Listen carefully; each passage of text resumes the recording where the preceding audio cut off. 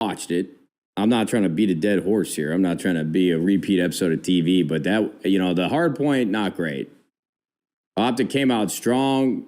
They had like a 30-point lead, 40-point lead, and then that just couple bad rotations, couple bad timings, and all of a sudden they found themselves in a world of hurt. They were down by like 100 before we even could blink. The tides of that changed and turned very quickly. So, and then you go to the search. I mean, search is kind of hard. I feel like, bro, if you're going to be a new team on Skyline, a map that is very small, very quick, I would like to see those guys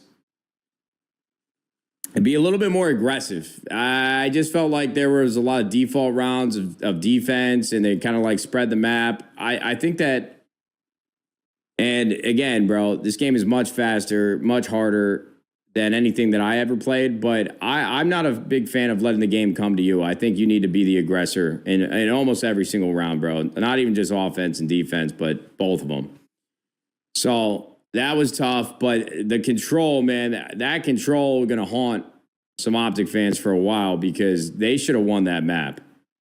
I mean, a miraculous turnaround in the first offense to win that, sneak it out, but brother, they had defense locked up with 2 seconds left in the 5th round or the 4th round.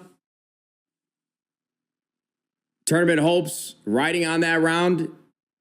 They would have cruised into defense on protocol, just basically played it again. Same side, everything, and a disaster struck. I mean,